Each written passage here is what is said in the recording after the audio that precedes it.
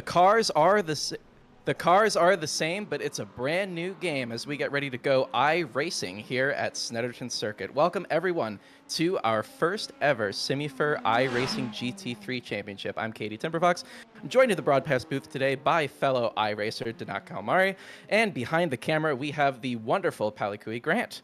Now, Denak, this is a really exciting series for us and for our drivers. There have been a ton of requests for one of our major series this year to be run in this sim. We have a good mix of iRacing veterans and folks who are perhaps a little bit more comfortable in our main sim, Assetto Corsa Competizione. You've had a taste of these cars in your iRacing career thus far. What have been your impressions in terms of how different the driving experience is compared to ACC? I would say the biggest point is that they are a lot more sensitive, especially at the rear here. I've mostly had my experience driving the Ferrari 296 over in iRacing, and that's the same thing in ACC as well. But the main thing I've always noticed is that in iRacing, you have a lot less room for error. The traction control system, the ABS system, does not give you as much leeway to just push and push and push. To be very careful, especially on corner exits, otherwise your car is just going to be stepping out, you're going to be hitting in the wall here. So looking at all of these contestants here, I hope we're not going to be seeing any of that. That would be my hope as well. We do have definitely a couple people here who perhaps have not had a whole lot of experience in this sim, but looks like they're adapting quite quickly. The times are actually pretty close, especially like near the top of our timing table here in practice, as we have about 10 minutes left on our practice session here today at Snetterton. It's going to be a dry one for pretty much the entire race here. And if you're more so familiar with the way that we do races on ACC, it's going to be a pretty similar format here today. We've got an hour race. We technically don't have a mandatory pit stop, but we have reduced the maximum fuel allowed on board the cars to the point where, unless they're doing some monster fuel saving, they're going to have to stop before the end. The tires should last all the way to the end, which doesn't usually happen in ACC. So there's no mandatory tire stop here, and most of our drivers are likely going to end the race on the same rubber that they started on.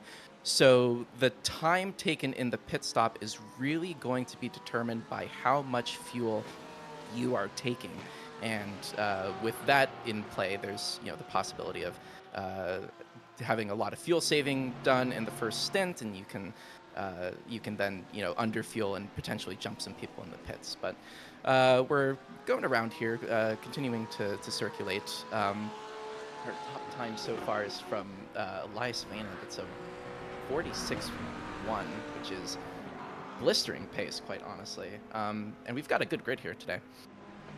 Yeah, we have a total of 23 drivers in all, which I think it's also a new record from our previous iRacing Championship, which was done, I think it was last year ago. It was the LMP2 Championship and we are also seeing a couple of familiar faces coming from that LMP2 series. I think there's going to be at least Fox. There is also... Yeah, there was also Fox, there was Ada Wolf as well, who were the two previous drivers in the LMP2 Championship. So they're going to be definitely very familiar with iRacing and how to drive here. And going to be looking forward to see how they're going to be comparing. And looking at the top of the field, we have like a lot of new faces as well. The one I'm going to be looking into the most, at least from my opinion, is going to be Martin Olivier, also known as Wackman. They're only sitting a couple of tenths off Elias Vena's top time of 146.1. So I feel like at the top is going to be a very, very close competition, if we're going to be looking at these practice times at least. Yeah, absolutely. And no I rating on the line today, no safety rating, as this is a league race, but Walkman there is our highest rated driver in this lobby. As we just kind of get some shots here, this is the Corvette, which actually is not available in this is one of the cars that's not available in the ACC GT3 stable, much to the dismay of some of our drivers, I'm sure. So we have plenty of people driving the Corvette today. The field looks like mostly Porsches. Other than that, we have a couple of the brand new for this sim McLaren 720S Evos. One of my personal favorites in this class. We have one Ferrari, one Mustang, which is another car that is pretty recent to this sim in particular. and then a couple Lamborghinis kind of rounding out our grid here, and Zizor's the lone BMW here. So we've got some pretty good variety, and we're just continuing to just kind of see how things are going to be shaking out here in terms of our overall lap times. It's a very technical track, this one, so it's going to be a test of our drivers' ability to stay consistent, to keep it within the track limits, certainly, and just try to stay alive, because that's really the name of the game in iRacing. You've got that damage model that's quite a bit less forgiving than in ACC, so any sort of spins, any sort of collisions between our drivers here, it could very well cost them. We do have a one fast repair available to our drivers today, which means that they will be able to come in during their pit stop and repair any damage that they accrued in their first stint for free, which is probably going to help them out quite a bit if they do get into one of those incidents. But all the while, they are still going to be losing time, and we will just have to see how things shake out, whether anything is, whether any damage is terminal for our drivers here. Yes, and on top of it, also the damage model in iRacing being a lot more unforgiving than one in ACC. We're also in one of those very classic British airfield tracks here of Snetterton, where there's just not, the only runoff you have is going to be grass. There's going to be a lot of runoff here, but if you're going to dip your wheel on the grass, it's going to be very likely that you might just go off, spin into the barriers, and that's going to be a very much a race-ending incident in those situations as well.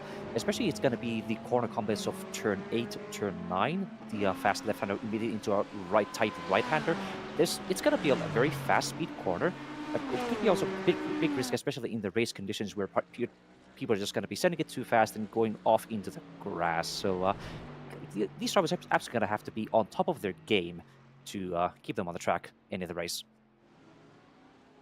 For sure, that is going to be one of the areas of the racetrack that we're going to be watching pretty heavily today, especially on that lap one, as you said. We got a couple of longer straights, which will kind of allow drivers to catch up in the draft. But other than that, it's really just a question of how much you dare to sort of stay on the throttle during coming out of those low speed corners, how brave you are on the entry speed coming into the high speed stuff. And this is honestly always a fun track when I see it. I know that it's one of the ones that we have seen, maybe a couple of times in our ACC series, as there's other tracks on that sim that people want to drive. But I think this is going to be just a really nice change of pace here. Not to mention, of course, the new sim, but also a track that perhaps we don't see quite that often, which is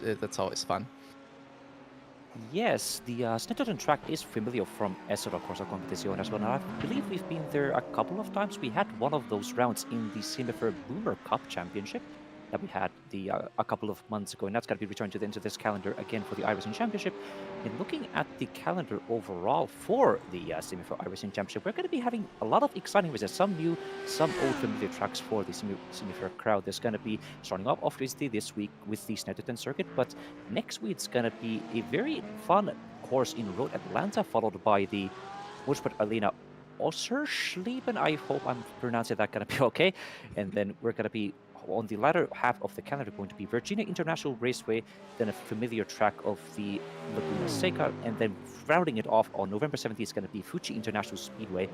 And yeah, it's going to be a very exciting racing for all of us. This is going to be in the same kind of point system as we have for our ACC competitions. It's going to be 25 points for the lead driver of the race at the end, and going down all the way down into the top, into the 20th position, getting 1 point. And we're also additionally going to be having 1 extra point for the pole sitter. And looking at these times here, I feel like Elias is going to be the one favorite for getting the pole position here. But do you believe Walkman's going to have a chance at challenging for pole? Oh, I mean, they're only a couple tenths away. You got to imagine that it's going to be pretty close on during our qualifying time now. For those of you who maybe have driven iRacing before and are familiar with the qualifying system that they use in most of their races, most of the official iRacing races, they like to do a lone qualifying round where you have 8 minutes to set the 2 fastest laps you can. In this one, we are going to be doing shared track qualifying for 20 minutes, and drivers can do as many laps as they feel that they need to get the best time that they can. So very similar to the way that we do qualifying in ACC, as practice comes to an end, and we are transitioning to our qualifying hour. So 20 minutes here, as I said, to set the best times. You got immediately one of our Porsches peeling out of the pit lane there, as well as Elias there in the beautiful Martini Porsche there. I'm just, it's, oh, that was a bit of a weird incident there on the pit entry there. It looked like somebody just hit the front of that fencing there and it just stopped them cold.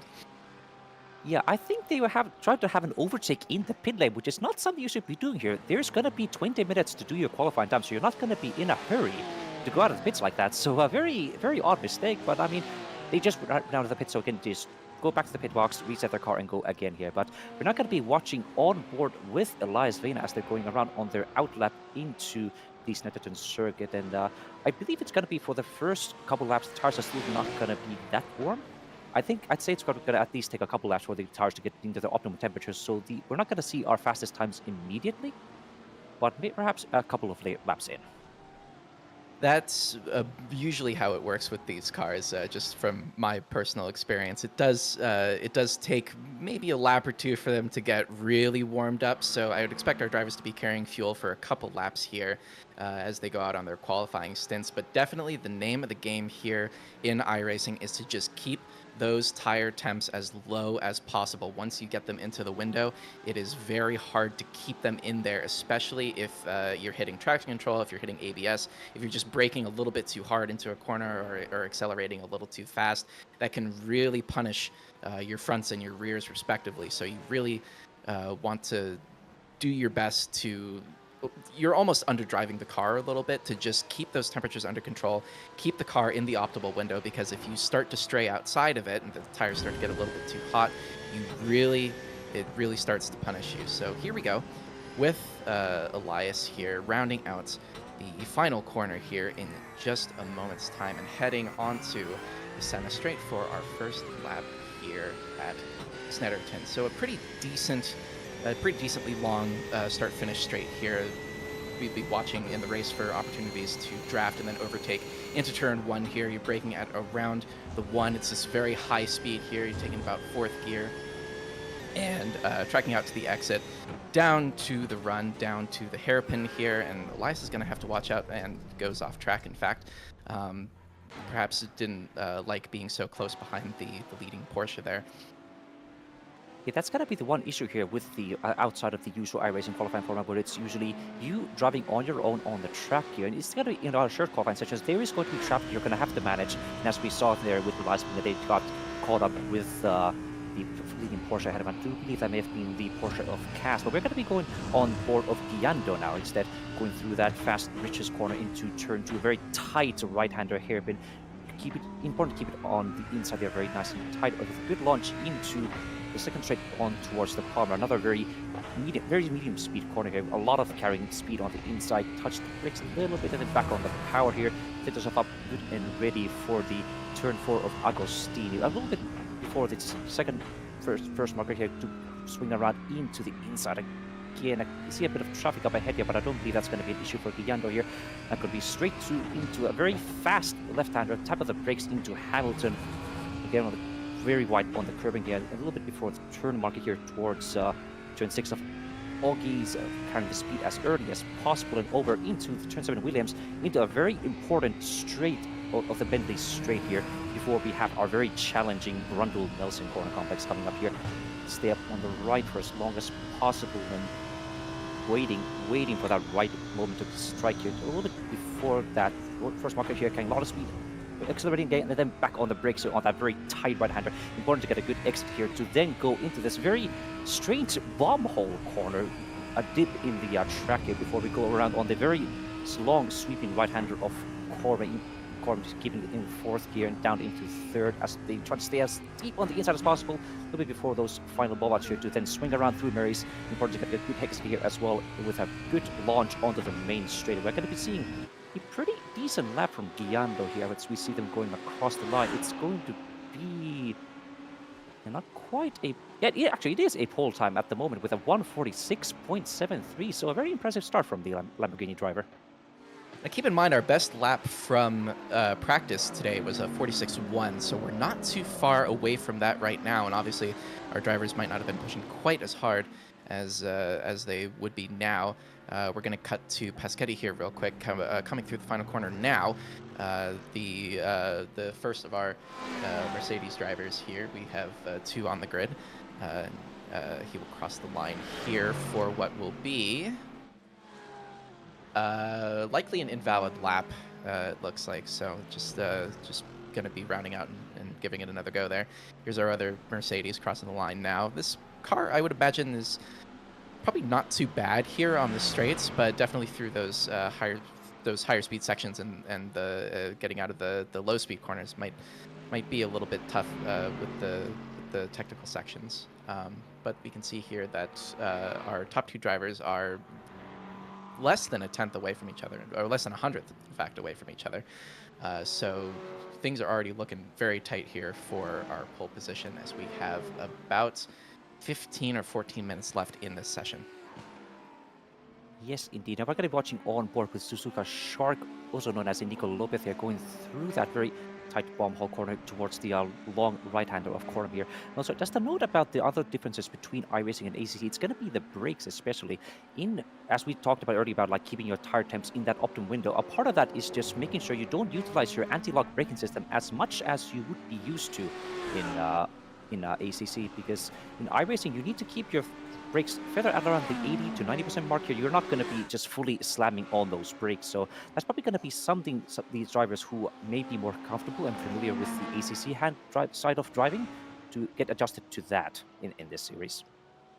One of those drivers more comfortable with the sim is Walkman there, who has just set our fastest time of 46.4, but Guiando and Caesar is not far behind there with 46.5s from them, respectively. This is looking like it's going to be maybe a 3 or 4 way battle for our pole position here, as we are taking a look here at the Martini Porsche once again of Elias, who is coming through turn 1 at the moment, heading on down to the hairpin, and this is looking a little bit tidier than the previous lap so far. Is going to be heading into the latter part of this first sector here. That Mustang in front, the manufacturer livery Mustang there of Snowy is tracking in front there. So we'll see if the traffic comes into play here for Elias. But just kind of continuing on the lap here, it's looking pretty tidy and just staying well away from the curbs there and just trying to make sure not to get those off tracks. Absolutely, indeed. We still have about a little under 8 minutes left on our qualifying time here, so still plenty of time for our competitors to get their fast laps on board here. But looking at our top 4 so far, there's only going to be 4 drivers currently who have a sub 1:47-minute time here, with Robbie Kelly starting at 1:46.9, Caesar's at 1:46.5, and Guiando at another 46.5, with Walkman holding a slight marginal lead at 46.4. We're going to be watching very interesting on Elias Vena, because they were indeed holding on the top of the time here in practice with a 46.3, so we're going to be seeing them hopefully getting up to that kind of time again. Ooh, going very wide on that exit of that turn. I think that may have been an invalidation there, looking at the track limits, because that's also going to be something that iRacing is going to be very unforgiving of with the incident system they have in iRacing. It's going to be in the race. If you're going to be getting up into 25 incident points, and you can get incident points from going off track, hitting other cars, or losing control of your car. If you get up to those 25 incident points, you're going to be suffering a drive-through penalty in this series, and that's going to be the last thing any of these competitors are going to want in the race. Definitely, and it looks like Elias here has been somewhat racking up the off tracks here, and has not, to my knowledge, set a really sort of representative time here. Is still kind of floating in the 49.8 range. So it's definitely going to be, we're expecting Elias to go faster than that. We're on board here with Klaus Stierman here in the honestly kind of beautiful cow Lamborghini here, rounding out, heading on down to that technical section that we were talking about earlier. leading into our Sector 3 here. And this is an area here where that off-track is going. We're probably going to see a lot of them throughout this race as drivers just try to get on the power as fast as they possibly can. That looked pretty tidy there through Foxhole and into this sort of very long, very medium speed corner here at the end, ending in that tight left-hander. You really have to be patient on the throttle there, and that looked pretty good from Klaus there. So we'll see what the time looks like as they cross the line. That's going to end up being that's going to be good for P3. In fact, that's a 46.5. So perhaps another contender entering into our battle for pole here.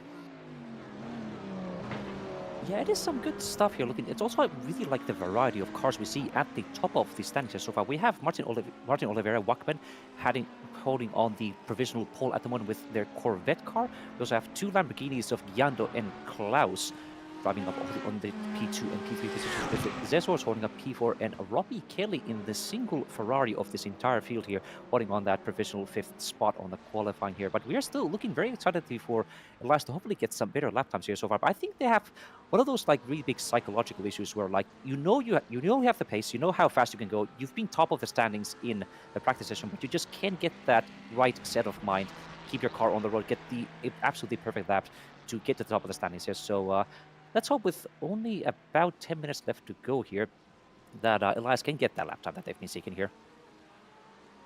We will see if that ends up being the case. Elias on an out lap at the moment. We're seeing a pretty decent spread of cars, which is always nice to see there at the top. We've got the Corvette leading the charge there with Walkman, and the two Lamborghinis, in fact, pulling up second and third there. So things are looking like there's quite a bit of manufacturer variety here, which is always great to see in a GT3 series. I know that in the past there have been some mutterings from GT3 drivers on iRacing about the balance of performance of the BOP between these cars not being the best, but for this season they do seem to be quite close together in terms of skill, and especially for the type of racing that we do here at Simufur. It's definitely good to see a lot of different manufacturers being represented on the grid. We are continuing to just kind of cycle through our laps here as we head towards the final laps of the session. Drivers who are coming out of the pit lane now should get, if they're going on like a full stint, they should be getting about maybe 3 or 4 more laps in. So it's I would say a medium length lap here around Snetterton in these cars. So drivers are going to have to be careful to make sure that they're not caught out here, because additionally in iRacing, in ACC qualifying, you might be used to, and some of our drivers might be used to, the fact that if you cross the line seconds before the session timer expires, the game will allow you to finish your lap. That is not the case here in iRacing. If you were to cross the line with only maybe 5 or 4 seconds left, the game will likely kick you out of that lap before you're able to complete it. So their drivers are going to have to make sure not only to leave time to get their best laps in, but to leave a bit of a buffer there at the end of the session to make sure that they can finish all the laps that they want to before the time runs out. Yeah, speaking of finishing laps, we now see Elias Vayner going through the turn 10 bomb hole corner again on another fast lap going through here. They seem to have now get their tires warmed up into the window, now just going full send, full push through this track here to hopefully get that time that they've been looking for here. They've only been able to get those 1:49 so far here, but this is looking to be like a very nice entire lap here going through the race back onto the main straight. Let's going to see once they cross the finish line if it's going to be an improvement or not. Going right over just now, it's going to be a time of 46.447, so almost at the top of almost the same time as they had in their practice session, putting them up into provisional P2 slot here. So, and I think we also missed the fact that Walkman also improved their own time, as they're now into a 46.3. So it's definitely going to be a at least 2-horse race at the top to see who can get this pole position. You're absolutely right. It would have been pole for Elias there had Walkman not improved their time. So I'm imagining it's probably going to be neck and neck between these to the end, and if Goyando can get in the mix there and shave off a couple tenths off of their time, they might be able to enter the battle as well. But further on down the field, we're seeing a pretty decent spread of lap times. It looks like P7 through P11 are just a few tenths away from each other. So even in the sort of the midfield battling here, we're likely going to see quite a bit of battling just up and down the field as our drivers continue to sort of jockey for position around here. On board with Suzuki Shark here with 5 minutes left to go. This is going to be a hot lap for them, I believe. So we'll see what kind of time they can get going here, clattering over over that inside curb there, and just trying to take everything out of it that they can. Yeah, we do see them going again around that bomb hole corner into the long right-hander of Corum here. And there seems to be some kind of clusters happening around these certain time holds, which times also we see the top 6 here, all within those 146 windows. There's a couple of tenths difference, and there's going to be the drivers in the 147s in their own small cluster as well, followed by the drivers in the 148. So there seems to be like a very tight spread in certain clusters of cars here. So I think no matter what lap time you're going to be getting here, you're going to have a lot of competition you're going to be having around you, regardless of what your lap time may be here. Looking at Suzuka Shark, they had a 150.5 on the last lap here, so not quite what they were doing here. So I believe they had an outlap here, going again now for another run through Montreal towards into the Palmer corner here. Would perhaps improve here. I think they also have a chance of getting into those 46 into the P6, potentially even P5 slot here. And speaking about that earlier point about Klaus potentially improving those couple of tenths to get into the 46 force here, we can see there's like three different cars here, all having a 146.5 lap time here. So it's a matter of literal thousandths of a second to see who can get that last spot on the top 3 of the grid here. So some very close driving, and it could be down to just those tiny fractions of seconds you can get in the corners, get that exit just right there, carry a couple of kilometers more speed through these fast corners here. So it could be a very 3-horse race to see if we can get that P3 in the qualifying. Very close times in qualifying usually translates to a good amount of competition in our race. So this is making me even more excited for our race coming up here. So this will be Elias's lap here. This is going to be one of their last, would be my guess, as we have less than 3 minutes left in our session here, rounding out the final corner. And we'll see what kind of time they can get up to here. The Porsche has been looking pretty strong around this track. It's a little wonder why a lot of our drivers have been choosing this car to race for this particular series. And that is going to be a pole time. That is our first 45 of the entire session, including practice, with a 45.947 for Elias. That is a blistering lap time, and it will be an absolute test for Walkman to see if they can match that time. Definitely so, and even though they are having a very strong lap time in qualifying, that does not always necessarily translate to what you can do in race pace.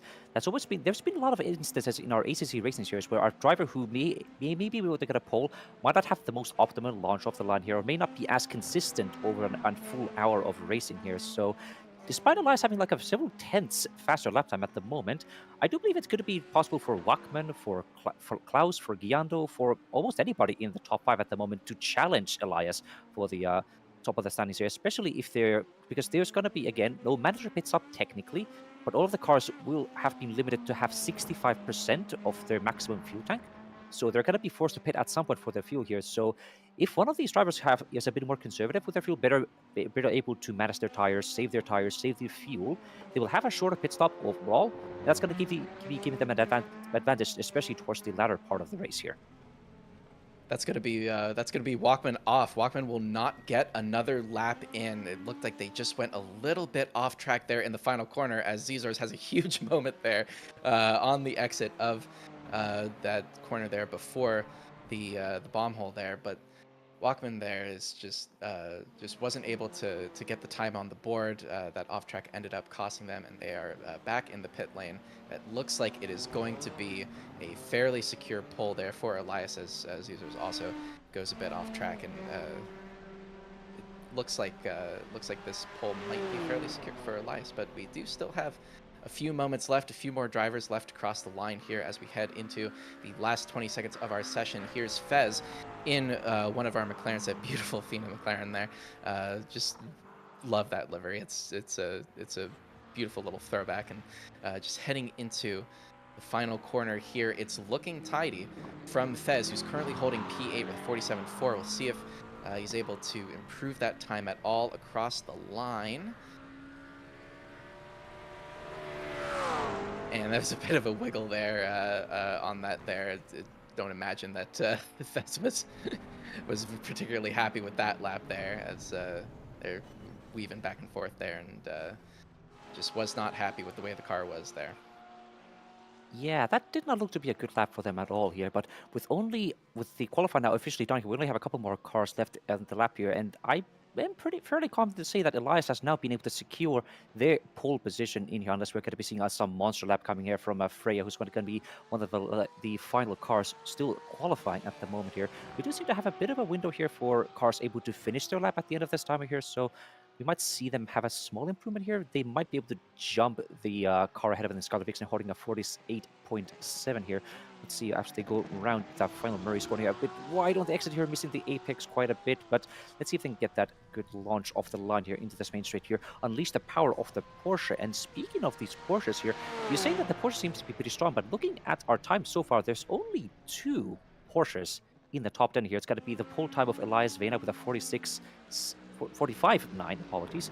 And the only other Porsche in the top 10 is going to be the car number 61 of Athena Leclerc, all the way down in P9. So despite the fact that a lot of our drivers seem to have chosen Porsches, they don't seem to be dominating the top of the standings as we may have expected. Yeah, for sure. It seems to be that the definitely the driver's skill has a lot more to do with it than perhaps the manufacturer that you pick, which is always what we love to see in series like this. Looks like that will be a huge improvement there from Skylar Vixen on the last lap of their qualifying session. That is a 48.4, which will vault them up straight into the heart of the midfield there. So great lap there from Skylar. We are seeing a couple more laps trickling in here as well. It seems that I may have misspoken about the fact that the session would end immediately after that timer hit 0, but that is how it works in official sessions. So apologies on that. And honestly, I do prefer it when qualifying is run this way, when you kind of everyone jockeying to see who's the last across the line. It's good to see. Riding on board here with Hakio Izometsa in that other Mercedes, and just rounding this out here, and it's looking like maybe a bit wide there, but has been taken off the track as our qualifying session has ended, and that will cement our order for the race as we take you to our qualifying results here in just a moment. So that's going to be Elias Vena taking pole here with that monster 45.9, excuse me.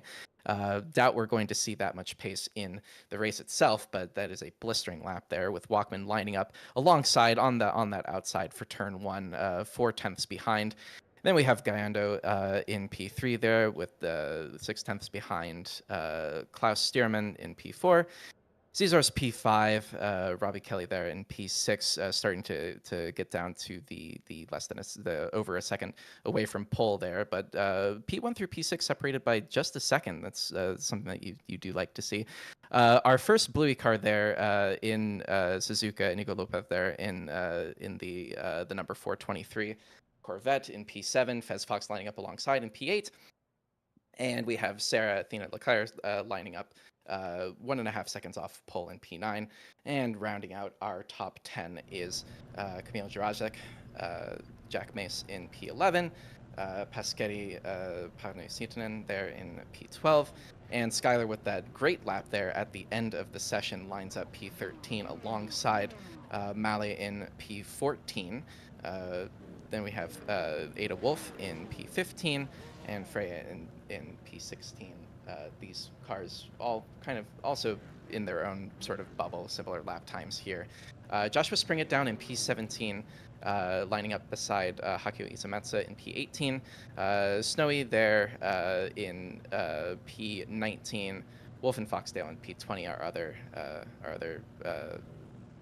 Bluey car for the race today. JPEG in P21, Zeem in P22, Spiral P23, and lining up in P24 is going to be Casp in the Bluey Academy car there with a lap time that is well off pole, but should still have a chance at getting some places back in the race as we go off on our formation lap. Yeah, it's going to be some exciting stuff here. That's going to be all the drivers lining up side by side for that very slow outlap here. It's going to be with a slightly cold tires here with the lining up on that Porsche safety car with Elias in the back here. And it's not going to be that long of a straight before we're going to be already heading into turn one. It's going to be a rolling start as we have it in ACC, but Elias was able to get a very strong qualifying time here, so I'm going to be expecting them to be able to get a good launch off the start straight here, get into the lead in turn one. But I do believe with Wackman and Guiando all hot on their tails here, I think they have a chance to challenge them. What do you think? I think it would be absolutely heroic for Walkman to try to hang it around the outside of turn one on the run down after the green flag. It would be something special to hang it around there and actually pull off a turn one overtake. But there's definitely other opportunities around the lap here. Again, mostly in iRacing, you want to spend these first couple laps just taking care of the tires, warming them up, and just finding your rhythm as we round out the final corner here on our short formation lap, and we are seconds away from the green. Yeah, it's going to be all Travis Klein side by side. It's going to be also already from last minute with a very good launch with Walkman and Guiando going side by side, going into turn one here. It's going to be Guiando on the inside. Don't have a challenge into turn one. Oh, it's going to be close side by side, going there with Klaus right behind him. Elias getting a really good launch here. It's going to be, no, it's not going to be enough for Guiando to make a challenge here. We also see in the background, it's going to be Robbie Kelly and Zisser going side by side, going into turn one here. You can't see quite, not sure what happened there, but it's going to be Elias Vena. Oh, that's Suzuka. They've spun. Oh no, they must have had an off-track moment. Oh, excuse me, that was actually the 529 car of Wolfing Foxdale who lost it into turn one. We're going to go back to the race. It's going to be, Robbie Kelly going wide into the exit of turn three-quarter here. It's going to be then going to get another drag race. Robbie has not been having a good race. They've lost several percent. It's going to be, another car. It's going to be the BMW of Zizors going off the track here. So it's going to be awful start for them. Stranded on the side of the road here, unable to move anywhere with the entire pack going by. Just tumbling down the order there for Zeem and Wolf and Foxdale there on our first lap as Robbie Kelly continues to hang it, and Suzuka there still trying to hang it around the outside there, but is going to drop back, and that's actually probably going to cost them a position there from the Porsche as they slot back into the line there. But that looked like a fairly frenetic first lap there as Joshua Springett is attempting to hold it around the outside there. That's going to be one of our other cars around there. That's Ada Wolf there is around the outside there, and Joshua manages to hold the position for now and is in fact closing up on our other Corvette there. Yeah, this was a very exciting, frenetic start for the lap one here, but despite all that chaos, Elias Vena has been able to hold on to the lead here as well. We're going to be now on board of Skylar Vixen, who's following very closely behind. It's going to be Campbell Jurassic, also known Campbell Jurassic right ahead of them. I do believe that is called Camirs. It's also Biscotti leading up right behind them, going on into that lane straight here, unleashing the power of that Mercedes. We're going to be watching now the replay of the incident we saw in lap one. Just waiting for our commentators to load here. And that's going to be another onboard with Skylar Vixen going around the track here. I think this is going to be turn three here. Anyway, I think we may have just missed the moment we had with Wolf and Fox. Yeah, I think they may have cooked their tires a little bit going into turn one and then trying to recover from their car. They still have those overheated rear tires here, causing them to lose the control of the car in the hairpin. Very, very easy to do, especially if you just put a little bit too much, keep a little too much brake pressure there, which some of these drivers used to ACC will probably be more used to that sort of braking technique, but it's definitely very easy to do in these cars. And we're going to go back here to one of our other lap one replays at this point. This is the spinning Zezors here through this, and it looks like just got a bit of a tap there from Klaus Stierman, and that's going to cost them a lot of positions there, stuck around that corner. It nearly rejoined into the Mercedes there, but managed to collect it, and no further incidents as they join the bottom of the pack here. I'm not sure I saw any contact between Klaus and Zezos in that moment, so that may have been a bit of a case of that infamous iRacing netcode that caused them to have contact and spin.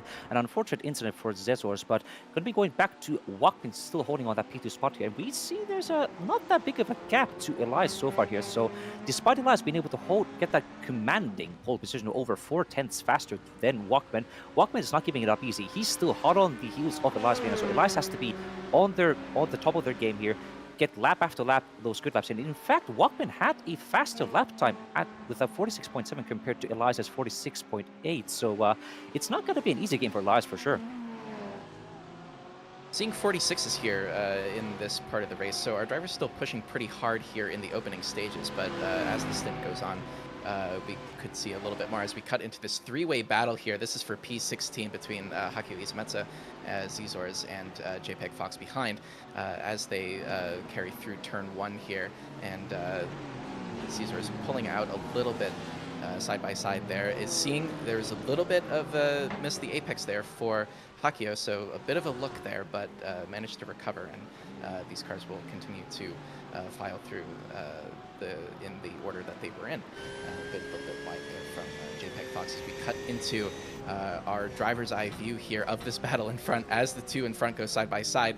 That's going to be a bit of a mistake there from Hakio, which is going to cost them the position, and now JPEG Fox is right behind, so could be an opportunity here for Zezors to run away there in the number the number 286 BMW there has done actually a really good job in these few minutes after that incident to sort of recover up to P16. So this could be shaping up to be a very good recovery drive here from Zezors. Zezors did indeed start in the upper half of the field in the top 5 positions, so I don't believe there's going to be too much difficulty for Zezors to get around the track here. Snetterton does have some pretty decent overtaking opportunities around the track as we're going to be watching a three-way battle with Joshua, with Athena Leclerc. I believe that's going to be Kady all around on the track, all vying for that very important top 10, P11 position here, with Joshua holding on that advance from the 3 cars. Actually, there's going to be a 4-way battle now, looking up into the main straight. It's going to be now Athena Leclerc right on the bumper of that pink Porsche going up into turn. It's not going to be enough of a gap for them to have a look here. See, actually, no, it's going to be a challenge into turn 1. It's going to be now Athena Leclerc just swinging up on the inside. Oh, it's going to see. I think we see a car going off on the screen. I think that may have been Skylar Vixen's Mercedes that we saw going off. Yeah, it's going to be rejoining the track here. That's going to be awful results here for almost hitting the bumper of that Joshua's pink Porsche right there. But a big mistake into that hairpin corner just cost them several positions. So now we get to see them going side by side with Kady going another wiggle from Skylar Vixen's car here. I think their tires may be a little bit overheated from that off-track moment. That's going to be again losing another position unless they can have that defense into turn 4 of Agostini here. Kady still hanging it on the outside, just challenging them just all the way over into now going to be turn 5 of Hamilton here, still hanging on the outside here. Kady has to back out. They were almost to avoid having an incident there, so good defending from Skylar. Great defending there from Skylar, and great racing between the both of them, just leaving each other room there.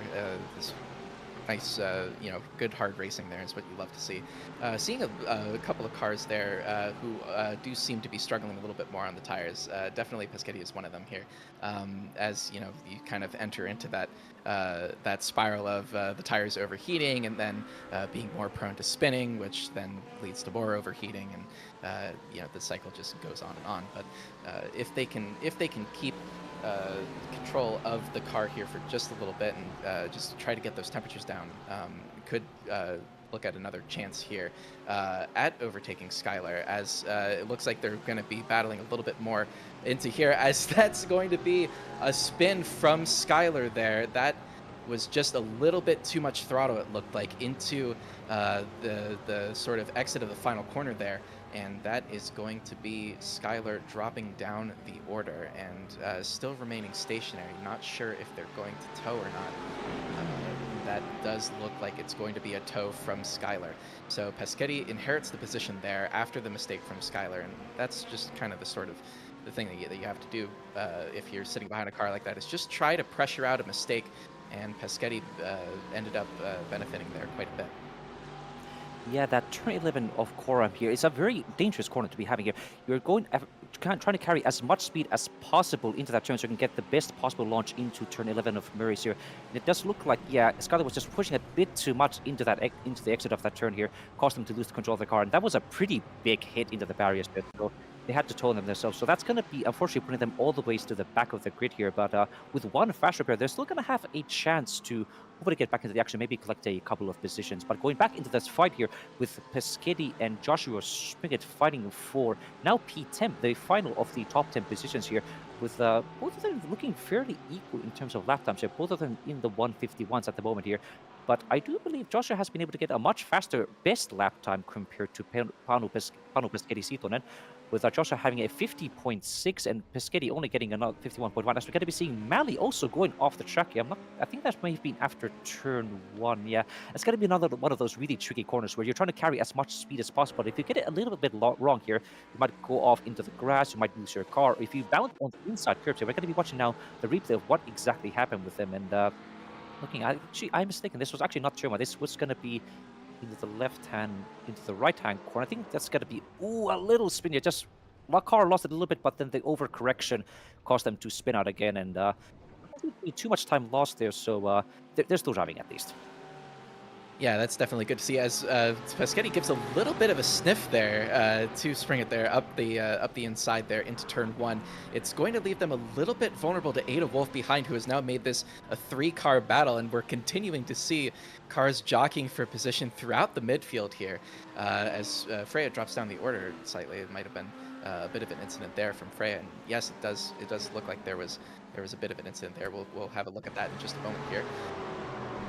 And it looks like just a big Tokyo drift there after turn 1 from Freya, which ended up pushing Zizor's behind into having to go off into the grass there to avoid, and pulls well off the racing line there to let those other cars through as they recover. So a good safe rejoin there, at least, as Elias continues to hold the lead here. It's about a 0.8 second lead. Last lap for Elias was a 46.9. Last lap for Walkman behind was a 46.6. So definitely beginning to catch up here, beginning to push a little bit more. And we'll see if this evolves into a battle for the lead as we cut back to our midfield battles here with Zizor's pretty comfortably getting around the McLaren of, that'll be Camille getting around the BMW of Zizor's, who does manage to hold the position after a bit of a wide moment there from Camille, the number 77 McLaren. Yeah, it was some nice battling going into the turn 8, turn 9 complex, going out through Bomb Hole into Coram and then into Murray's here. It seems like both of these drivers are fairly equal in terms of their lap times here. Though Zizos is still trying to have a recovery fight here. They're managed to get themselves up into P13 thus far, but there's still going to be many more cars ahead of them. And looking at the lap times, with Zizos being their fastest lap time being a 48.7, with the cars ahead of them only being in the 49s, maybe even the 50s here. So if Zezos can now just keep their head down and get through this pack of cars, the cars of Ada Wolf, Joshua Springett, and Peschetti, it's going to be them back into the chase to hopefully get the top 10 position streak here. Now going to be watching the onboard of Guiando here, having a kind of a lonely race here in P3. Don't have quite the pacer to keep up with the top 2 cars here, and they also can be able to secure a very hefty gap to Fesfox holding P4 behind them. So actually a very good run from Fesfox so far. They started in P8 at the start of the race here, but through those incidents and just some smart racecraft, they are now up 4 positions in challenging for a potential top 3 position here. But there's going to be Klaus Diamond right behind them as well, hoping to get that P4 position as well, with Robbie Kelly not too far behind there. So let's hope these cars can keep themselves clean of battle here. To see if they can benefit from any of the fighting that's going on in front is Robbie, and if this ends up being a depending on how the pit cycles shake out, this battle for P4 might later on turn into battle for our final podium position here as we cut back to replay here. Here's Mally in the number 29 Corvette. pulling up behind here, and this is going to be an overtake for what will eventually become P18. It's going to be just a nice clean move down the inside there. And that is going to be a position gained for Mally there in the Corvette. Cutting back to our battle here, which continues to evolve as Zizors pushes up into P12 here, pushing past the next car in line here, is trying to do their best to just sort of navigate the traffic here. These cars all qualified a bit slower than Zizors. So Zizors has the pace to get through all of these cars, but it's just a matter of how quickly and efficiently they can overtake them before the pit cycles end up, shuffling around our positions here. The Zizors here has a very good chance, if not, certainly a top 10, if not into the higher positions of the top 10 here as we cut inside, and that's going to be a big mistake there from Bosch, is just going to pull Zizors alongside and is going to continue to fight it here. Is going to have the inside for this next corner, which is going to be decisive. They will manage to hold on to that position despite that big moment in the grass there. But Zizors now having the run down to...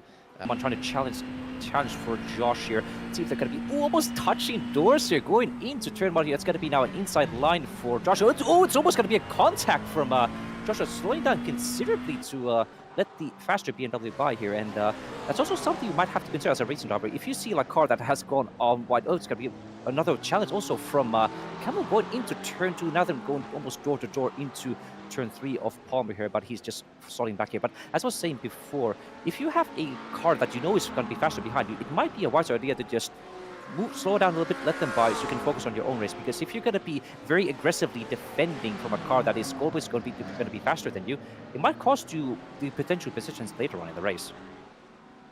I just heard the pit warning go on, which means that perhaps one of our first drivers has pitted here. It looks like Snowy currently has entered into the pits. So that's going to be another big moment there from Bosch Boy. That's going to lose them 2 positions. As this is going to, they're going to continue to tumble down the order here now in P14. Fought very hard for that P11, but ended up not really working out for them, as this battle between Fez and Klaus for P4 here continues to evolve. They're going far behind them to have a move here. And as we can be seen now, going to be Klaus now alongside the Fez. Actually, that was pretty weird. It seems like Fez just let them by. I'm not sure if they had like a slowdown or something. Oh, a little bit of an off-track moment. A little loose on the car here from Klaus, but I'm not quite sure if there's like a slowdown from Fez that caused them to drop speed on the straight and just let Klaus by. Yeah, certainly. We are starting to see a couple drivers here just lengthening out their gaps here.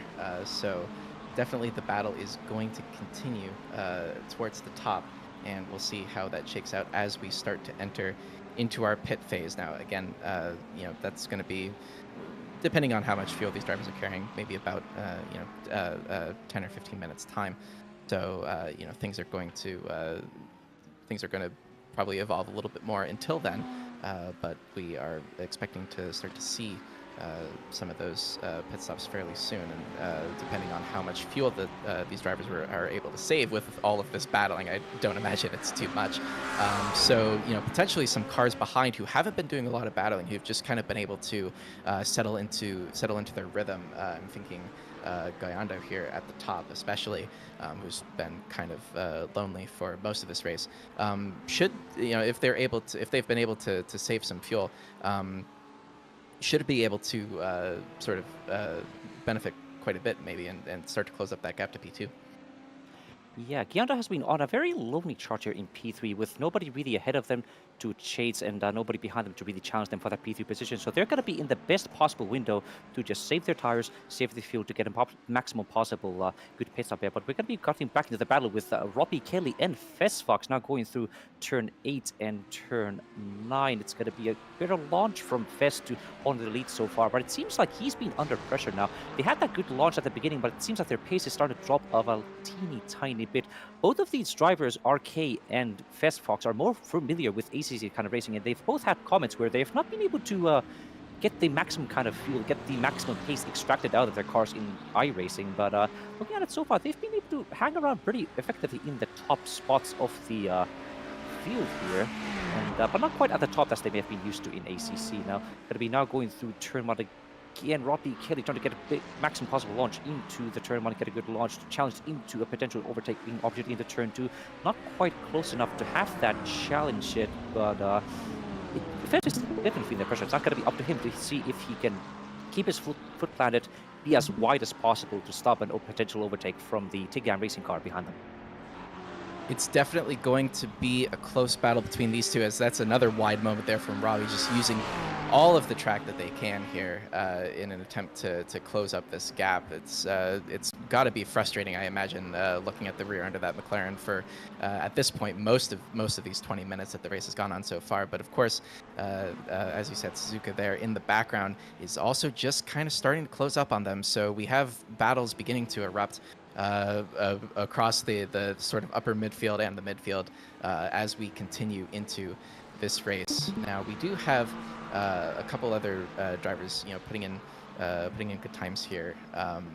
We've got the gap still remains under a second in the lead of our race here, as Robbie gets very close there into this complex here, but thinks better of it. It's definitely tough to overtake there. It's you have the long run on the straight down towards that corner, but it does get very tough to maintain it. And Robbie once again getting an off track there. We'll have to keep an eye on that incident count as they continue to just try to wrangle the car around here as much as they can. Yeah, looking at the incident points so far, I think we just may have missed an overtake happening between Freya and Bosch Boy around the track here. Let's see if we can get a replay of them at some point, but yeah, we're going to be hopping on now onto the replay between Freya and Bosch. I think it's going to be going through turn 3 towards turn 4 of Agostini here.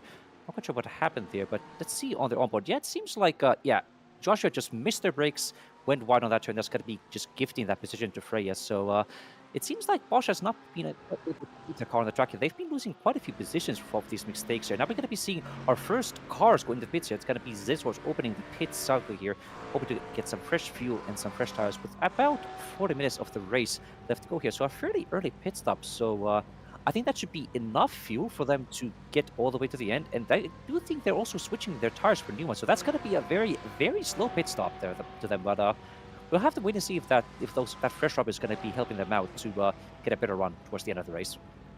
Slow pit stop, but they will have fresh fuel, fresh tires, and fresh air critically for trying to battle up the front here. And I imagine as we get into the closing stage of this race, this is going to it will be interesting to see whether this strategy call ends up paying off, since Caesars, if a lot of our front runners especially decide not to take tires, Caesars might end up being the fastest car on track towards the end of our race here, and that could end up producing some very interesting battles as we continue through. Now it looks like Klaus was able to get through with Fez a little bit earlier there.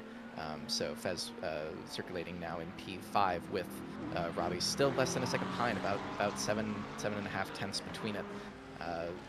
Our front runners here still producing pretty similar lap times. They have backed off a bit, setting low to mid to high 47s rather than the 46s, and even in Elias's case the 45s that they were able to do in qualifying. So just taking care of the tires here as the battles sort of start to simmer down from the initial jockeying at the beginning of this race, and as we sort of approach our pit cycle, these drivers will be wanting to, especially if they're not taking tires like Caesars is, they're wanting to conserve those as much as they can so that they still have a decent amount of grip towards the end of this one.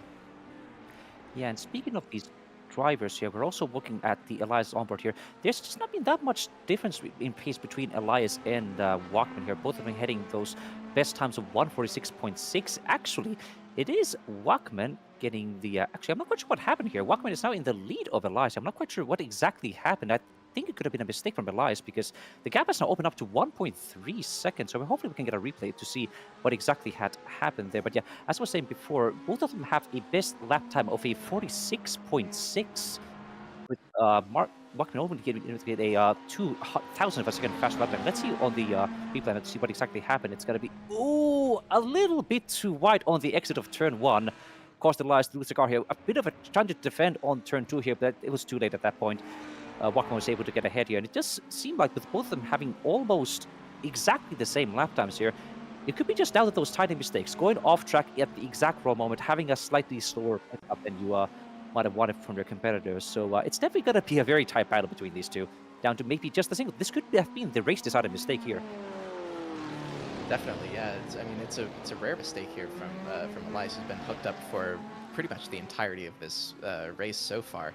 But it's just a bit as we go back to Elias's POV here on the exit of turn 1. So yeah, it's just maybe dipped half or you know a full front or rear tire there into the grass, and that just destabilized the car enough to give it a wiggle, and that was all the invitation that Walkman needed to filter through there. So yeah, like we said, it's a rare mistake there from Elias, and gonna have their work cut out for them as we head into the pit phase here. But it looks like Elias is already starting to close up that gap a little bit. It's down to just about 1 second here from 1.3, 1.4 after that bit of an incident there, and just didn't want to give it up. But like you said, at that point, it was just a bit too late.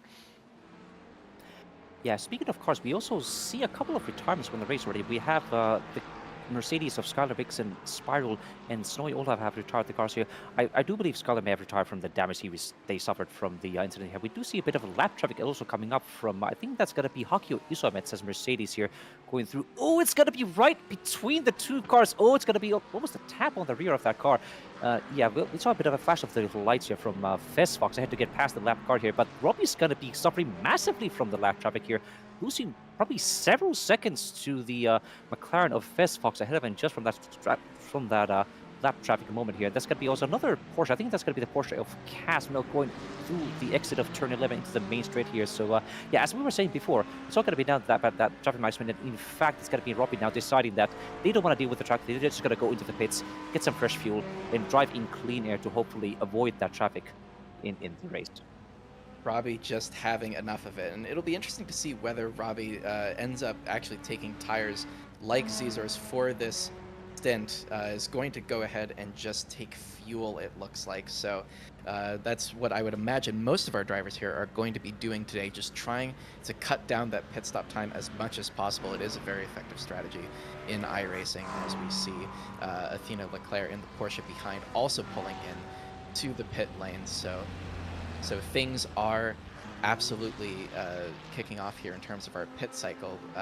It's interesting to see sort of the calculus with drivers, taking tires or not. We've been seeing, based on the lap times that we've been seeing from Zizor's, the fresh tires only seem to be giving them about half a second of, or about half a second of overall lap time. So it's going to be interesting to see whether that's going to be enough to vault them past a couple of other drivers around here, and perhaps the traffic is going to help them with that. But they're just pulling around in P16 at the moment, and it'll be interesting to see at the end of this cycle where they end up. Yeah, we're also now watching the top two fight again. Elias has been able to catch up that gap now to only half a second to Walkman ahead of him. So Elias has definitely been on a charge here, getting almost half a second faster lap time on that previous lap time here, getting back into challenge for a potential win of the race. So it's going to be a dive into turn one, a bit of a peak, but not going to be enough to make a scent stick here. But they are making sure to be in the rear view mirrors and the side mirrors of that Corvette. So I'm here, I will pass you, and just doing their absolute best to harass them, get them off their game, to force that mistake, and then get past them in this race here. And now going back to that earlier point about retirements, we also see Snowy and Spyro who retired from the race. I'm not quite sure what happened to them, but I do believe they have also had some mechanical issues that caused them to retire from the race. We're also seeing a couple more cars now going to the pits. It's going to be Pescetti also in the pit lane and a couple other cars. And doesn't look like from the times here so far, the only fight we have at the moment is going to be this top 2 fight for the win of the race here. But it doesn't look like Elias has a bit more pace than Walkman at the moment. But I think they've been able to preserve those tires a little bit better, driving in cleaner. But that's just going to be down to if Elias can just force that singular mistake as he suffered himself into turn 1. And looking on board, we also see a couple of other gaps starting to close up after the pit cycles are coming. We see another fight re-emerging with Bosch and Zesors further down the field here, with about a second separating them. But looks like it's not going to be mostly down to that strategy of a pit stop. If you want to be getting those fresh tires, if you want to be only getting on fuel here, but it's going to be obviously a battle of strategy, especially for the mid pack who's been more spread out. And take a look at that lap graph between Elias and Walkman there. It's for the past 5 laps, Elias has been faster every single time, between half and a full second, in fact. So it's definitely, Elias does have the pace, but Walkman is making that Corvette as wide as possible, and it's been a good defense that we've seen here so far, especially into this session where Elias does seem significantly faster. The gap has opened up a little bit more here. Elias perhaps taking the gas off a little bit to get the tires back in the window and just to go for another charge here. Really kind of, it's if you want to overtake someone in these GT3s, the draft is not as strong as it is in games like ACC. So definitely, it's a lot more of choosing when to use your pace that will decide, whether you're able to get an overtake or not. So this is going to be Pescetti here, who is currently in P16 behind Bosch in that Porsche. So might be another position under threat here from Bosch, who is circulating, I believe, a bit slower than Pescetti is by about a second last lap. And Pescetti, of course, just as come out of the pits on this lap. So it's going to be important for Pescetti to get around this car as quickly as possible in order to get that clear air. They're going to go side by side. Bosch Boy is going to pull to the inside here, and is actually going to fight this, which it's an interesting decision. We'll see Pescetti get back alongside here. A bit of a switcheroo, but he's going to have to settle for tucking back in and saving the overtake for another lap, another corner. Yeah, Bosch has not yet served their own pit stop in the race yet, so it's not quite, I don't think it makes quite a lot of sense for Bosch to really be that aggressive defending a car that's already taken the pit stop, because they're going to be losing a lot of time in the pit stop anyway. But it's a fun race. You can defend and you can race as much or as little as you want here, and sometimes you just want to have some fun action just racing or defending from other cars, even though they may not be up to your speed here. But if I were in this situation, I'd probably just lift off a little bit, go take a wider line to let the faster car behind me go through, because the more I get stuck in this kind of situation, fighting, defending very aggressively, I do see a bit of an off-track moment from Bosch that now grants the position to Pescetti. But yeah, like if you get caught up trying to defend aggressively from a faster car behind you, your competitors may actually then catch up to you and put you more under threat as well. So it's going to be down to just that smart racecraft, race management to know when it's actually a good time to fight and when not. Now, going to be going back into this fight between Fox and Robbie Kelly. Again, both of them just very evenly matched. Both of them have now served their pit stops, but neither have been able to change their positions here. So it seems like both of them are still very evenly matched in lap time. Both of them getting a 47.5 in their best lap time so far. So it's going to be, again, down to just finding the best spot to make a move here, get close as possible. And we're also seeing a bit of traffic management coming up as well, with the lapped cars coming ahead of them. And we already saw that happening earlier with Fess and Robbie, where that unfortunate timing between the lap cars, I think it was Paliku'i that's actually went into the pits at that point, and that cost them several seconds of lap time. So it's going to be a little bit down to luck as well to see how the lap traffic is going to be granting you or not giving you positions. Certainly, and critically for Fez ending up in front there after the pit stop cycle, as we cut back to this battle, which is starting to heat up again between Elias and Walkman. Elias now has gotten the gap down to less than 4/10 of a second here, heading into the hairpin. He's going to just stay behind here. Is going to continue to just let that draft work for them. To just pull up a little bit more and then take the opportunity when it presents itself. But again, Walkman here looking very hooked up, looking very consistent, and the few times that they've actually had to defend, they've been able to do it without too much trouble. So definitely not making this easy for Elias here, and especially once they pit, it will be interesting to see sort of where they kind of end up here. It's going to continue to be, and this might actually be one of the better opportunities here for Elias coming up. We've got this long straight coming up. If they can keep close onto the back of Walkman here through this straight and get a good exit, which doesn't look too bad, this might end up, it might be a little bit of a tall order from here. I believe they've been about this close for the last couple laps before, and they haven't been able to send one down the inside. Yeah, it looks like they're just going to have to tuck back in. So definitely it's going to be a waiting game here for Elias to see if Walkman is going to make a mistake, and if not, then they're going to have to find even a little bit more pace to see if they can get this done in the closing stages. Yeah, neither of the top two cars have taken their pit stop yet, so it could be just down to your fuel management as well to see if Walkman or Elias have been able to save their fuel a bit more to get a better stop in the pit stop. But now we're going to go getting back to a fight between Freya and Mali for P11 on the track here. Actually, excuse me, that was going to be with Freya and Athena Leclerc, both of the Porsches fighting for the top 10 position here. Freya had a bit of a peak going into turn 2 and turn 3 here, but they had to back out after going a bit loose in the corner here, but they're having a bit of a challenge here. Now, we do see Elias has now gone into the pit stop, opening up the pit stop cycle from the top two contending cars here. So it's going to be very interesting to see who has been able to save the fuel better, get the faster pit stop, get the maximum possible exit. And it does look like Elias has opted to have a splash and dash of fuel here, get back on the track here. So now it's going to be down to Walkman to see if they can keep that pace going, driving clean air, and get that better pit stop to then inherit the position in the pit stop strategy.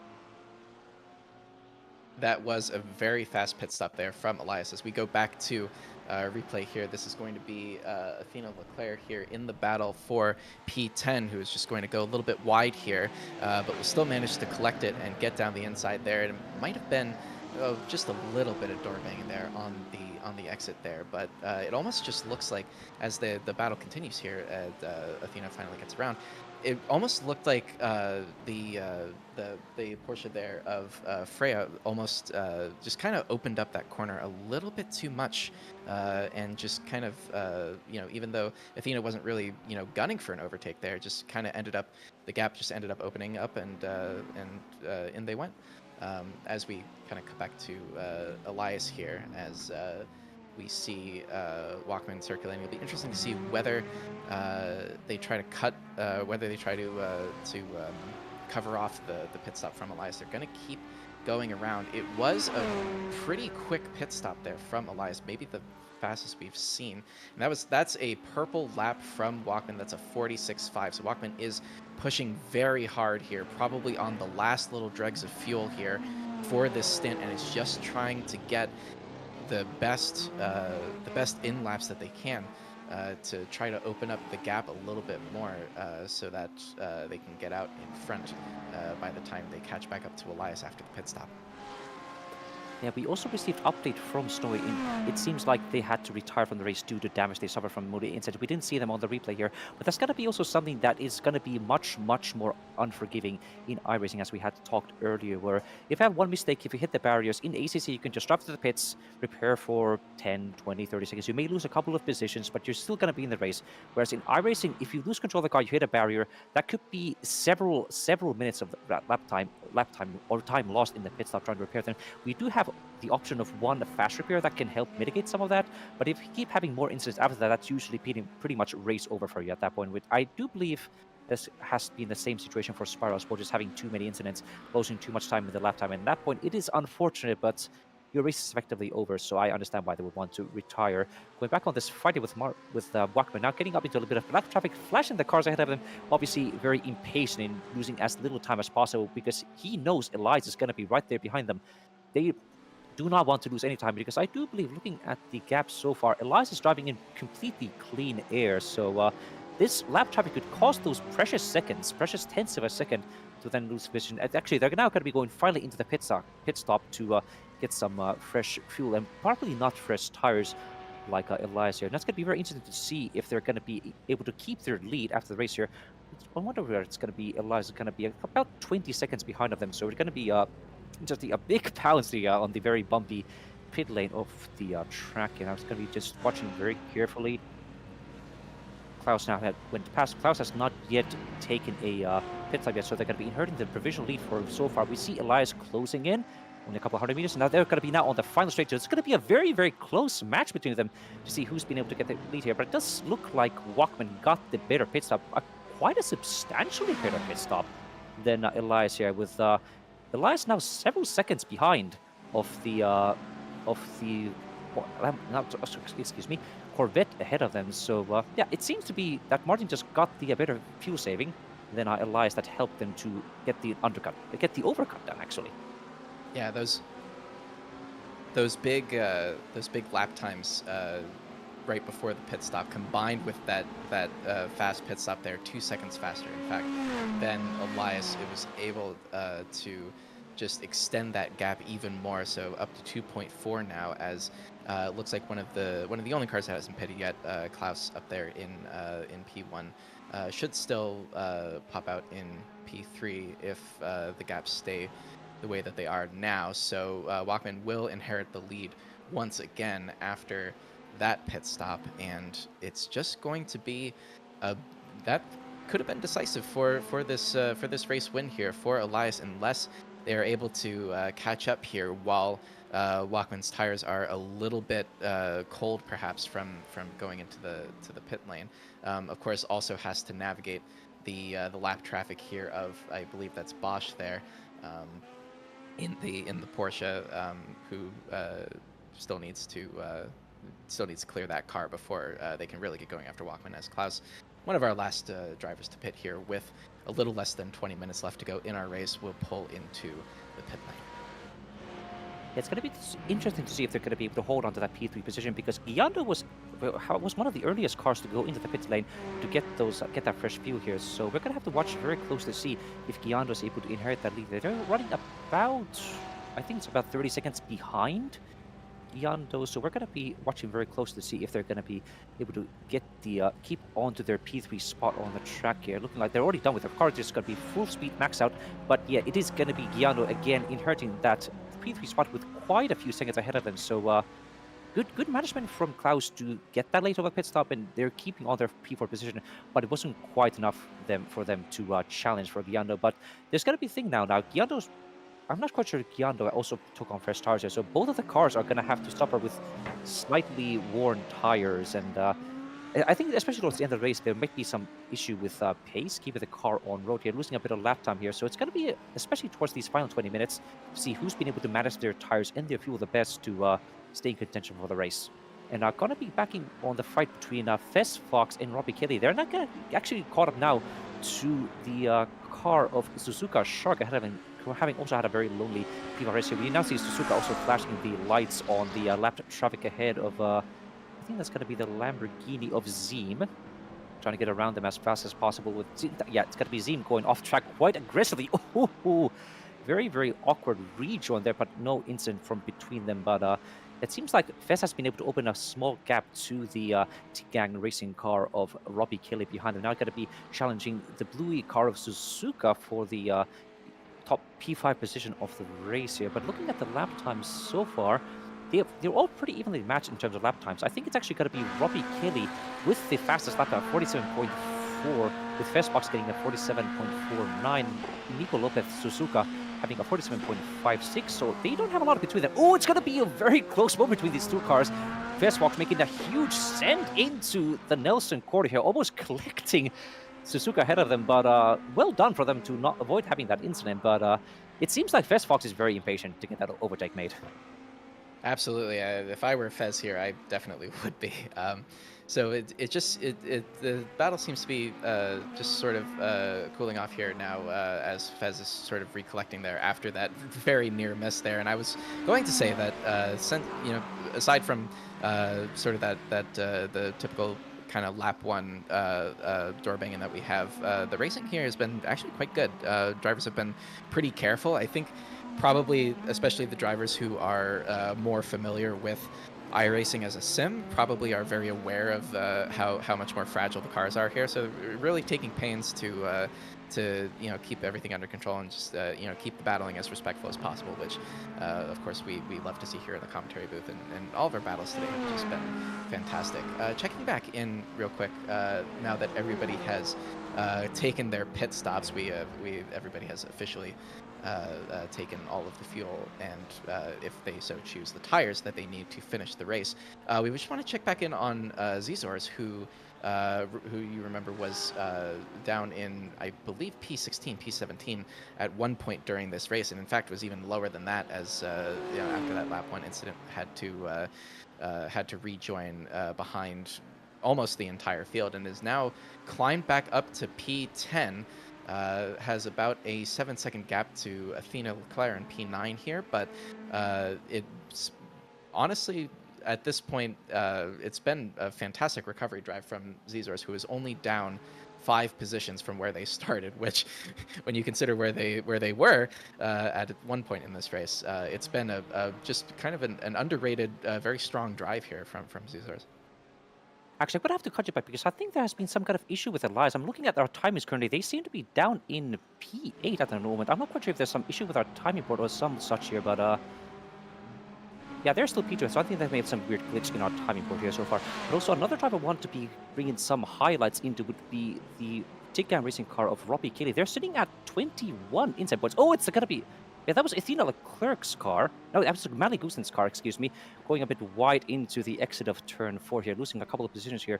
Hope, not too much incident there. But speaking of incident points, I was talking about like Robbie Kady sitting at 21 incident points. So again, 25 incident points is going to be giving you a drive-through penalty. That's going to be down to a couple more off tracks, a spin, or if you have contact with another car, that's going to be enough for them to have a drive-through penalty. So they're going to be very much aware of that and need to drive a bit more carefully to avoid getting that very, very severe penalty. It's definitely a balance between all of that is true, but on the other hand, they are only 1.8 seconds away from Fez in P6. So with a little less than 15 minutes left to go in this race, the position is absolutely still on. So they will be pushing hard, and they'll have to try to make sure that they keep it within the track limits as they are doing so. It's definitely tough to. Especially around a circuit like this, where you have sort of a lot of grass on the outside of these corners, where you can very easily catch a wheel there if you go a little bit too wide. It's very easy to go off track here, so definitely will want to just exercise that car control and just keep things as under control as they can. Meanwhile, the gap has really opened up, in fact, between Elias and Walkman. It's now about 4.8, almost 5 seconds, as Elias was a full 2 seconds slower than Walkman there on the last lap. So potentially could have underfueled, maybe needs to save a little bit more fuel to make it to the end, or perhaps there's some damage or something that's resulting in their lap times kind of falling off here. But if I had to guess, I would say that with the lap times dropping off that much, I would have to guess that they might have underfueled by maybe a lap or half a lap and need to do their best to sort of lift and coast here a lot more than Walkman has to, as the gap just continues to open up. And in fact, with Gallardo behind, it's a 13, almost 14-second gap there. So even if Elias has to back off significantly, I don't think that P2 is in any particular danger. So we'll just keep an eye on that as we enter into the closing stages of this race.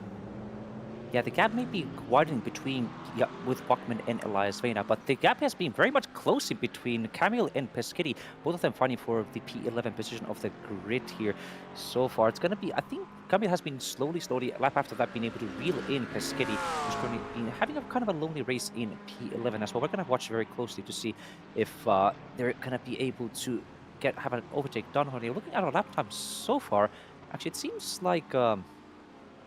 yeah, see, Bano has been having a bit of a slower time. I think their tires are starting to slowly drop off towards the end of the race, and that's been reflecting on their lap times here so far. But it's going to be Pescetti is a very strong defender. He's a very good, solid racer. So if he's going to be having to defend from Camille behind them, I think they're going to be doing at least very fairly and nicely. So we're going to watch them very closely here. Also, looking overall at our lap times here, I do believe that's going to be also Hakio Isametsa in the pits again. Not quite sure why. I'm not sure if they had like an issue or their car has been under fuel, but we're gonna have to hopefully get some more information on that. But going back into this fight between Camille and Pescetti, Camille has just been falling very close onto the rear bumper of that big, huge Mercedes. Mercedes is a car that has a bit of a tendency to understeer with a big, heavy engine in the front of the car, as opposed to the mid-engine McLaren being able to be more agile in these medium speed corners here. And I do believe it's going to be the advantage for the mid-engine McLarens and Porsches here in this track here, with a lot of medium speed and low speed corners here to utilize the nimbleness of the McLaren ahead. So we're going to watch them very carefully to see what happens. Now we're going to be seeing Hakio Isametsa again going out of the pits here. So I do believe they may have had some issue with maybe not fueling the car enough that forced them to have another pit. So that's going to be the two RNG racing cars almost coming up back to back here. And that's going to be Hakio Isametsa just letting the two competitors by without much issue. But yeah, I think we're starting to see some issues where cars may have actually underfueled a little bit, forcing them to take additional pit stops. Either additional pit stops or, if it's marginal, then just a little bit more lift and coast, which of course is going to result in a loss of lap time there. As Camille continues to get closer and closer here to Pescetti. A little bit of a wide moment once again. We haven't seen any drive-through penalties so far in this race. But in the closing stages here, it is certainly possible. I do also remember about 5 minutes ago when I said that the gap was probably a bit too big between Zizors and Athena for Zizors to go for P9. That gap has closed down now to 3.5 seconds. Zizors is now a full 2 seconds faster per lap than Athena. So on those new tires, it turns out, as the race has gone on and the drivers who have not taken tires, those have really seemed to drop off for them, and Zizors on that new set of rubber might be looking at a P9 here. So what we thought might have been a bit of a gamble on the strategy call seems to have come and swung back in Zizors' favor, as the gap's now down to 2.5 by the time I finish this sentence. Yeah, looking at the lap times from Zizos, he's been able to get consistent 1:47s, whereas the cars ahead of them, all the way up from P9 into P7, are already been running 48s or even 49s. So Zizos has been on a monster of a run here, hoping to get back up into that P5 spot that he qualified in originally. And we've only about 8 minutes of the race to go. I don't think it's going to be enough for them to get up into P7, maybe P8 if they're very quick here. But I think a fight with Athena is going to be developing in this next couple of laps here. Looking at the gap so far, we also see the gap again closing a little bit between Fox and Inigo Lopez, fighting for P5 still. It seems to be being about the same here, but it seems like a bit of a mistake from Suzuka has allowed Fox again to catch them. Again, going into that fast left-hander, right-hander corner complex of Brundle and Nelson. We're going to be watching them very closely to see if there's maybe another mistake from Suzuka or from Fest. Actually, we do see another mistake from Suzuka here, going a bit wide through bomb hole, losing a bit of time on the exit here with another incident point. But yeah, it doesn't seem like there's been a lot of happening here. But again, another bit of an off-track moment from Suzuka through corner into Murray's here. It seems like Inigo Lopez is having some issues holding on that car on the track here, with probably wearing tires, giving the ability for Fox to again sniff up on their rear and challenge for another position. Exactly, with a 148.2 to Fez's 47.7. So Fez is absolutely on a charge, and hopefully having another challenge to the Bluey car ahead to get into the top 5. It does look likely, as the gap has come down now to about half a second or 1/6 of a second, as Fez continues to just try to pull up as much as they can. And it does bear mentioning, I suppose, that depending on some of these cars are quite a bit better at conserving their tires than others. The McLaren is actually one of those that tends to hold onto its tires a bit better than some of the others, perhaps because of the mid-engine layout, just distributing weight fairly evenly between the front and the rear axle, and so it tends to take care of the rubber underneath it a little bit more. So that might be playing into Fez's hands a little bit more here, but Suzuka here is actually quite a bit faster, or seems to be quite a bit faster, in this sort of like second, third sector area. So while Fez is able to pull up in Sector 1, Suzuka is able to just extend the gap that little bit more and just preclude any chance of a move or ascent through this section of the racetrack. Yeah, we're also seeing Haku Isabetsu going for yet another pit stop here on the track. They're again about the track here, so I'm not quite sure if they're having some issues with their car or other equipment issues that's forcing them to go into the pits here, but hopefully we'll get some more information on that later on. Looking at the fight between Fez Fox and Inigo Lopez Suzuka here, it's getting staying about the same here. So I think now that the McLaren has got in the dirty air of that Corvette ahead of them, they're not going to be able to get as fast lap times as they were able to get in clean air. And with only 5 minutes of the race to go, there's not going to be not many more opportunities, probably at most 3 or 4 laps for these competitors to drive around the track here. So I think the only current battle on the track here going to be between Fez Fox and Inigo Lopez. So there could be potentially some bold sense towards the end of the race here to see if Fez Fox is very, very eager to get that top 5 position. Zizor's pace has dropped off a little bit, but is still quite a bit faster than Athena in front, and has now closed down the gap to what should be in just a few moments' time under a second. So we could be seeing some last lap heroics here from Zizor's. Could have maybe been pushing just a little bit too hard during the sort of the preceding laps, so is just sort of gearing up here for that last second lunge. They don't have very much time to do it, not very many laps to do it, and the overtaking opportunities around this track, despite all of the long straights, are a bit few and far between. So it's going to have to be a significant pace difference, most likely, for Zizor's to make this move work. But Athena is very squarely in their sights now, and we should expect to see some fireworks through the last few moments of this race if they're able to keep up this pace and try for that overtake. There's also a lapped car in front that Athena will need to navigate, and that may play into this battle here a little bit more as the gap, in fact, comes down to about 0.6 of a second now, as Athena looks very clearly held up by this car in front. It does look like it's going to be the Lamborghini of Zima ahead of them, slowing them down considerably. It's actually working very well for Zizor's because they're still not giving by. It's going to be very awkward. It's going to be a bit of a peak from Zizor's going into that last corner into turn 12 of Murray, so almost an overtake here, but not quite backing out of that. It seems like Zima is not really doing much to give up the position to the cars ahead of them. It does seem like that little dive from Zizor's cost them actually a little bit more than they would have, so a bit of a weird mistake from the BMW driver to cost them that opportunity. I think that may have been one of their last opportunities to actually get ahead of them, because there's going to be more lap time ahead of them, and beyond that, it's not.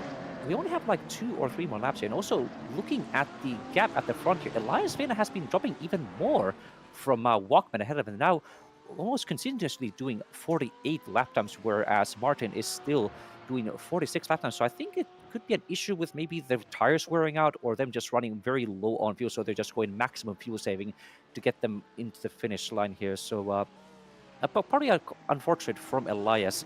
They were on a very good chart at the lead of the race here. They held the lead. They were able to hold on to that and hold off that charge from Walkman for almost half of the race here. But again, it's going to be a costly mistake and a one by the costly division. But we're going to be going into a now fight between Peschetti and Camille. Camille having a bold move on the inside of Agostini, almost bullying Peschetti wide. Now it's going to be going side by side through into Hamilton again.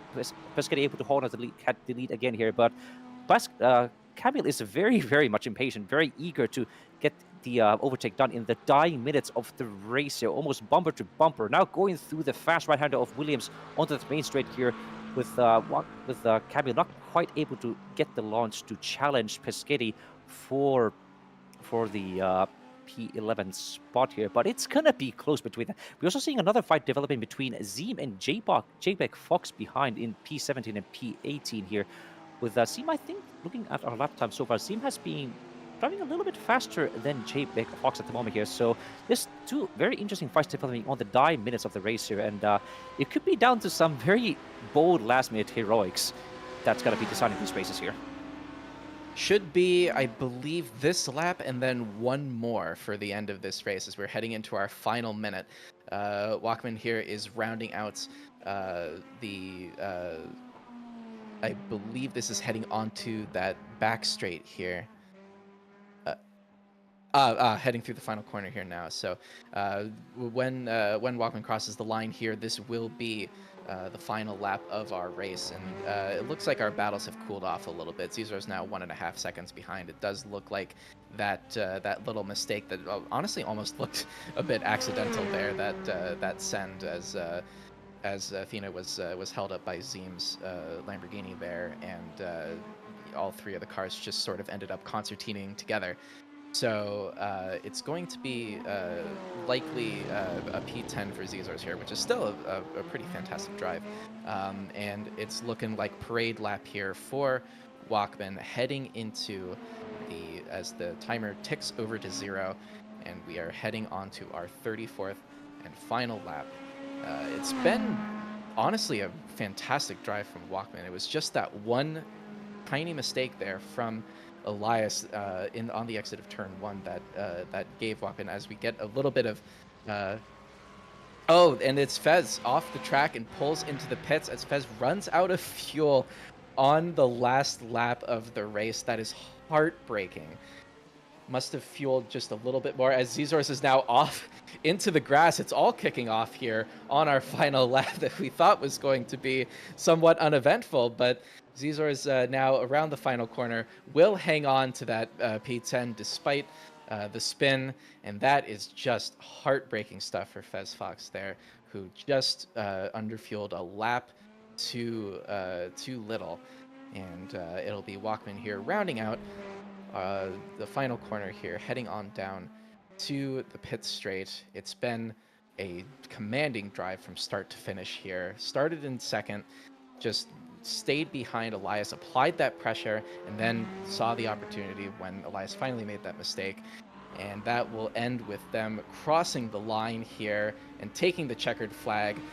Walkman wins the first ever iRacing GT3 race here at Snetterton, and Elias is going to be crossing the line in P2, 10 seconds behind.